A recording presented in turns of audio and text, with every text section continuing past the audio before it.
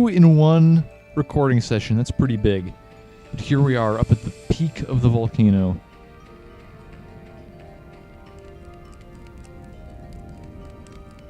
Alright, Kiawe. I'm ready. My Marowak and I are students of the ancient dances that have been passed down in Alola for generations. The trial of Kiawe. You will find that it is a bit different than the trials you have faced to this point, but of course, you will attempt it, right? Naturally.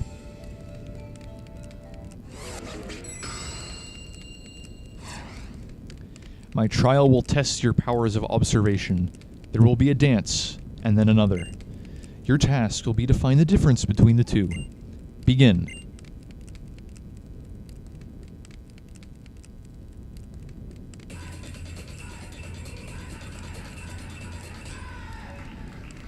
Alright. Watch carefully and memorize this dance. He's not actually talking about the dance itself, he's talking about the poses they strike right here at the end of their dance. So you got the two Marowaks on the left and right, kind of in the same position. And then the one in the center has his hand down and is holding his bone above his head like the other two.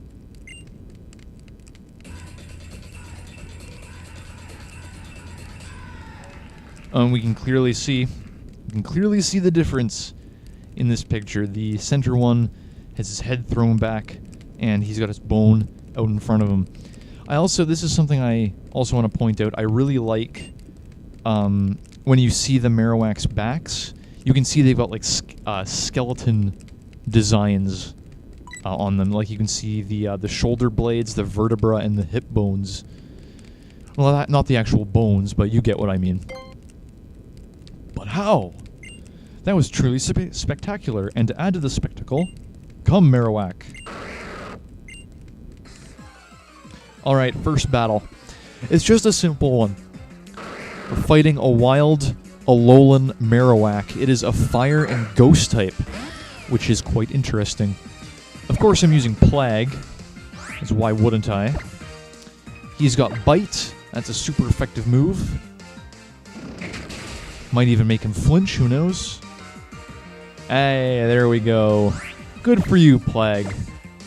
You're really coming through.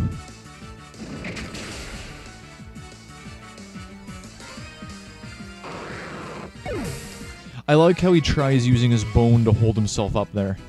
Pretty cool. And Cream is still leveling up.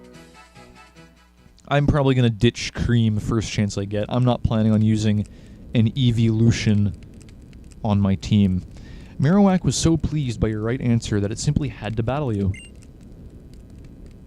Onward to the second dance. Okay, same procedure as before. Okay, they all kind of struck the same position with their bones held out in front of them or behind them in the case of the Marowak on the right.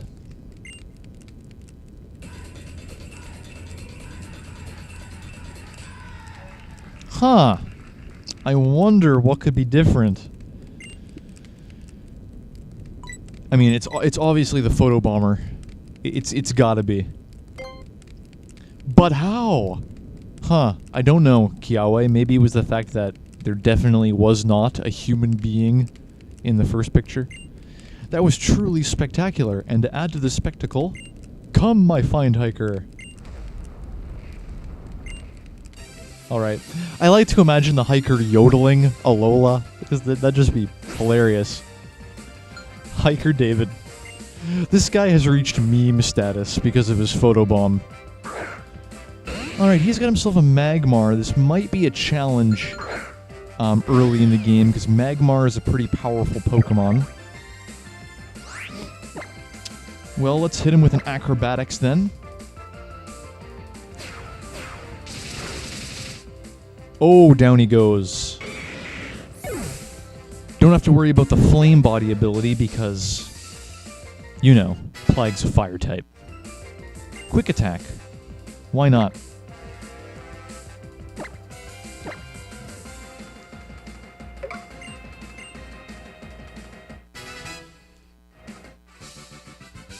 You're a fool if you dance, and a fool if you just look on. So if you're a fool either way, you might as well just dance. That's all there is to it. My hiker friend was so pleased by your right answer that he simply had to battle you. And I love how he's saying this with a completely straight face. Like, this stuff is hilarious, and he's completely calm. Alright, last dance.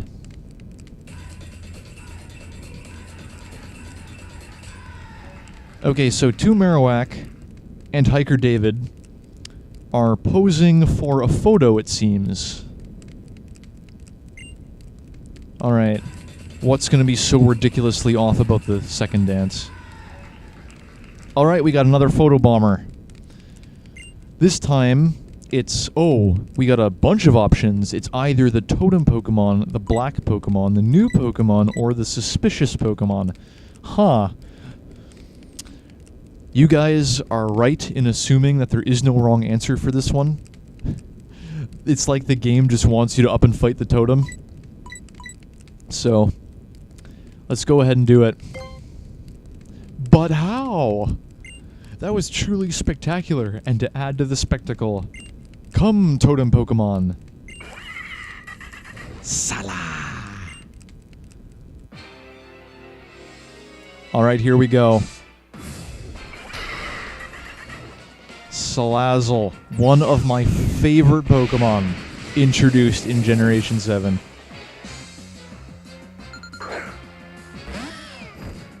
Alright. Yeah, Salazzle.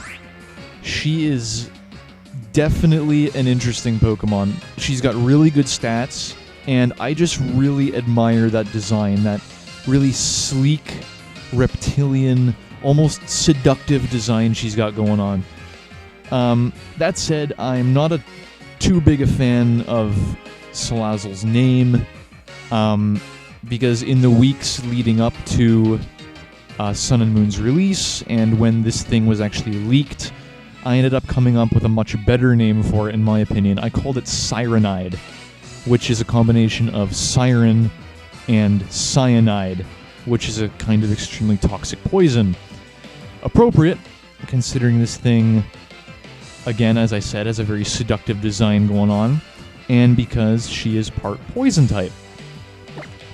Oh yeah, and if you thought you could avoid poison by bringing along a steel or poison type along, then you were sadly mistaken, because this lizard is so venomous that literally nothing can withstand its poison. Okay, so that's said and done. We're going to begin with acrobatics.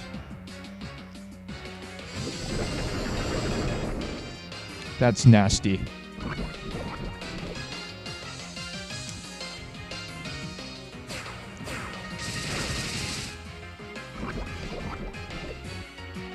Okay, with toxic poison, the damage is going to get worse and worse with every turn. Okay, the little guy is coming in.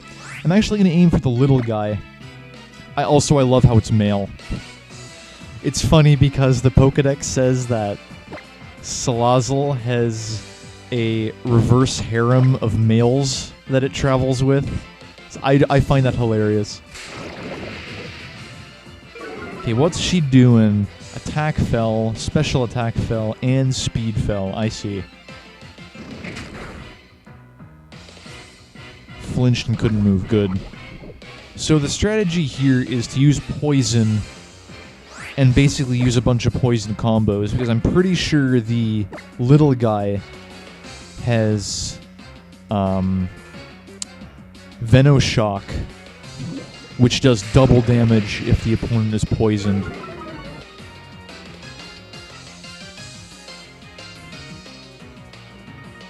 And Salazzle has Flame Burst as well, but she seems to prefer using Venom Drench. Okay, I'm actually totally committed to using Plague here. I don't really care if Plague faints. I'm just using him to do as much damage as I can. Torment. Oh my goodness. Forgot she had that. I can't use the same move in a row. Or twice in a row. And yep, there comes the Venoshock. Alright. Sorry, Plague. I tried. Okay, next I'm going to use Thunderclap. I think Plague did a pretty good job, and Thunderclap can finish them off. Both of them are looking low on health, so let's give them an air cutter. I bet Salazzle's going to use Toxic. Oh, I'm actually faster. That's a shock. I actually got critical hits on both of them. Okay, so down goes the little guy. The big mama has... Oh, special attack berry? Okay, this might be bad. Flame... Oh, no. Okay, that did a number. One more flame burst, and I am doomed.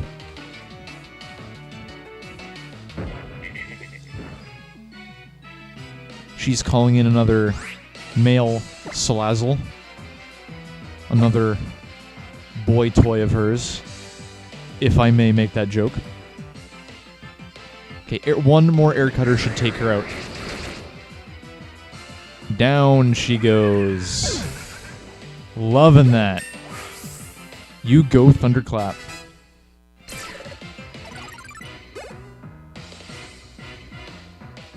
Level up for Nuru as well. Loving it. And Cream, of course. Taunt.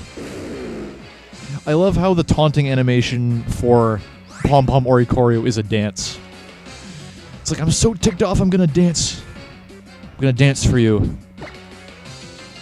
Okay, this little guy should not be any trouble. With the big mama gone. There he goes. Plague and Thunderclap. Oh, Smidvarg leveled up. Alright, Victory Dance. There we go. I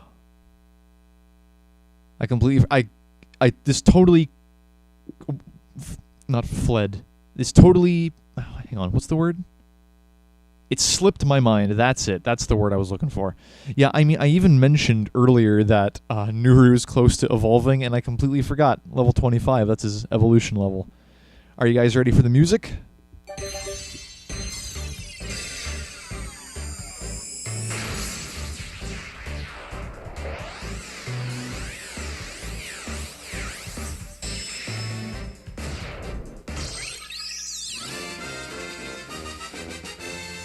There we go.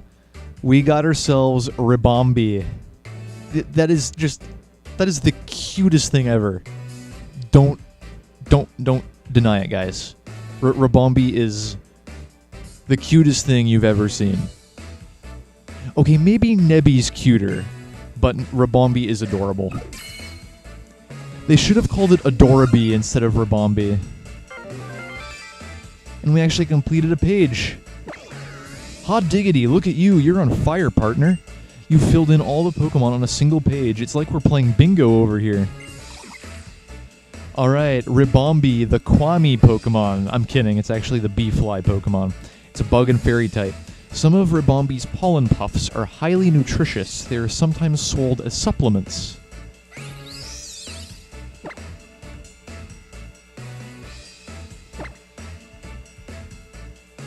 Oh, that's a cool animation.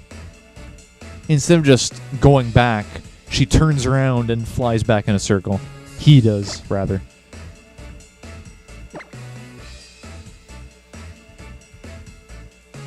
And, upon evolution, Nuru is going to learn his signature move, Pollen Puff. It is a bug-type move with decent power. It's, what is it, 90? Yeah, 90 power. And if you attack an ally with it, like in a double battle, it actually restores health instead of actually doing damage, which is really cool. And now that, okay, special attack is significantly higher than regular attack now. When he was a cutie fly, it was more or less the same. Let's forget Silverwind. I think I could still use Struggle Bug.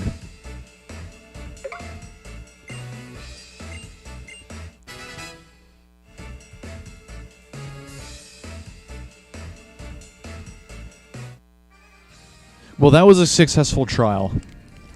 No doubt about it. Oh, the Marowak in the back are dancing for me. Whoa. Spectacular. With your keen observations, you were able to see even fine differences in our dances. You call those fine differences? And you defeated the totem Pokemon with such ease. The totem Pokemon was carrying a Firium Z. It is yours now.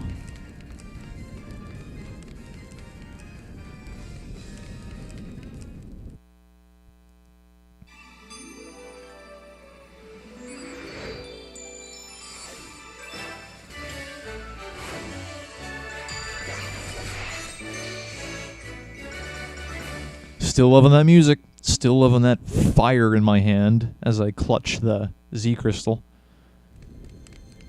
This is how you use the fire type Z power.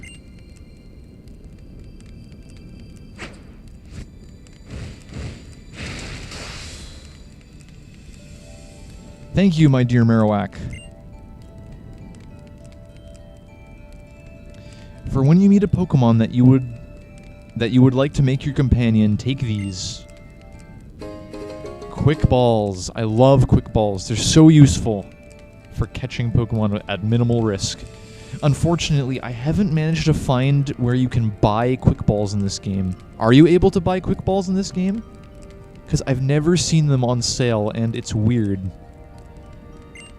I've always just relied on these 10 quick balls that Kiawe gives you. What's more, you may now use the ride Pokemon Charizard. Ah, Charizard. They could have used any flying type Pokemon. Any flying type Pokemon actually in the Alola Pokedex. But no, they went with Charizard because he's so popular you just can't leave him out. The Firium Z, you should show it to the trial guide outside the captain's barricade at the bottom of the mountain. It is time for us to return to our dance. The feelings of the Alolan people and our Pokemon, and the true nature of Z-Power. The answers lie in our dance, and so we must dance on. Alright. I'm actually going to go heal real quickly at Royal Avenue. And I'm going to continue on my way. The next trial awaits. How much recording time do I have, by the way? Okay, I've still got a good half hour, so maybe if I really hurry, I might be able to get to the third trial, which would be quite cool.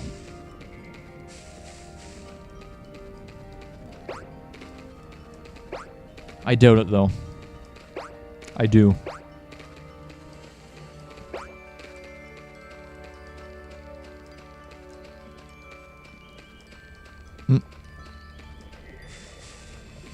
I can hear the calls of Fletchling and Salandit in the grass. Oh, crud. I guess the wild Pokemon just couldn't let me go without saying goodbye. So, I'm going to head back to Royal Avenue to heal, and I'll see you in a little bit.